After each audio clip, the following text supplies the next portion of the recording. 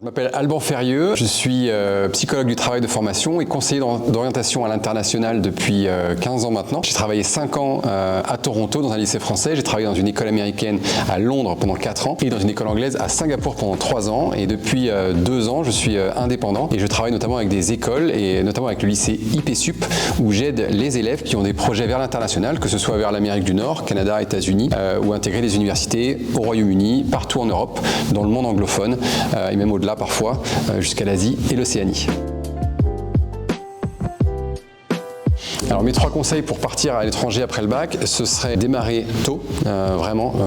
Seconde, ce n'est pas trop tôt. Plus on démarre tôt, même si c'est sans pression, sans stress, ça change vraiment la donne pour les élèves en termes de préparation. Donc démarrer tôt, ne pas avoir peur de discuter du budget entre les parents et les enfants. Ça ne sert à rien de laisser faire des plans sur la comète s'il y a un budget précis par rapport aux études. Donc ça permet aussi d'aller chercher les bourses nécessaires pour que ça colle au niveau du budget. Et puis mon 3e conseil, ce serait d'être curieux et d'aller chercher l'information, d'aller regarder que ce soit des vidéos sur YouTube, sur TikTok, d'aller voir les campus quand on peut, si vous voyagez un petit peu avec vos parents, que vous passez à Madrid, allez voir les universités qui sont là, si vous passez à Londres, allez voir un campus ou deux. On peut facilement prendre des rendez-vous en ligne pour avoir un élève qui vous fait un tour de campus.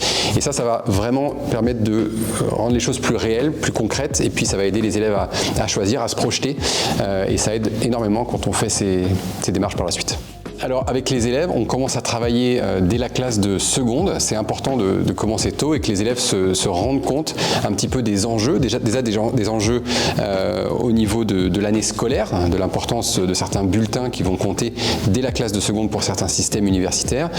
Également se rendre compte au niveau du travail de l'anglais, du niveau qu'il va falloir atteindre avant de démarrer les candidatures universitaires. Et puis des enjeux au niveau de la sélection qui peuvent varier fortement d'un pays à l'autre. Aux États-Unis, on est sur des recrutements qui sont très holistiques, donc on va regarder tout le profil de l'élève, pas que l'académique. C'est important que l'élève cherche à travailler son profil personnel. Au Royaume-Uni, par contre, c'est beaucoup plus académique. Il va falloir que l'élève cherche à enrichir ses connaissances dans un domaine d'études précis et donc fasse des recherches pour savoir exactement ce qu'il veut étudier. Donc ça démarre tôt. Et donc moi, mon travail, c'est de sensibiliser les élèves, de aussi leur donner envie, d'inviter parfois des représentants d'universités internationales à les rencontrer pour qu'ils puissent mettre les bonnes choses en place, arriver au bon niveau pour qu'au début de la terminale, quand les candidatures démarrent, puisqu'elles démarrent tôt en terminale souvent pour l'international, bien que les élèves soient prêts et aient les meilleures chances pour optimiser leurs chances d'admission pour intégrer une université de leur choix en anglais à l'international.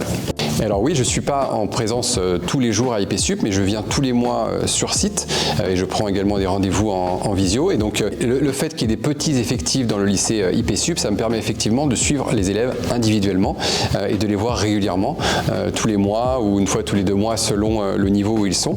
Et puis dès la deuxième partie de la première, on va rentrer dans peut-être des petits ateliers aussi un peu plus précis en groupe pour travailler sur tel ou tel type d'essai, sur le CV, des choses comme ça, préparer les entretiens. Puis au début de la terminale également pour là remplir les dossiers. Et donc je peux les suivre et en groupe pour ces sessions-là et individuellement pour travailler leurs projets avec eux et leurs parents.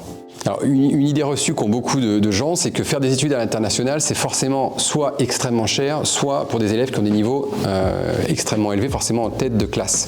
Et dans les 2 cas, c'est pas forcément vrai. Il y a des endroits où on peut accéder à des universités assez prestigieuses sans qu'il y ait un niveau de sélection qui soit si compliqué. Alors, par contre, la sélection peut se jouer du coup pendant la première année d'études à l'université. Donc, c'est des universités moins sélectives à l'entrée, mais peut-être un peu plus sélectives pendant le bachelor, pendant la licence. Mais en tout cas, il y a des profils comme ça, notamment aux Pays-Bas. Et en termes de budget, c'est pareil. Selon le passeport que vous avez, avec un passeport français, un passeport de l'Union européenne, on a des frais de scolarité qui sont tout à fait abordables dans beaucoup de pays de l'Union européenne. Et on peut étudier tout en anglais dans des pays qui ne sont pas anglophones, à des budgets qui sont tout à fait raisonnables. Donc c'est vraiment intéressant de se lancer dans ces recherches-là pour se rendre compte que tout ne coûte pas 50 000 € par an et il ne faut pas forcément 16 de moyenne. Il y a des formations de très bon niveau en anglais pour tous les profils d'élèves. Et voilà, et au niveau financier également, il y a vraiment moyen de réduire la facture.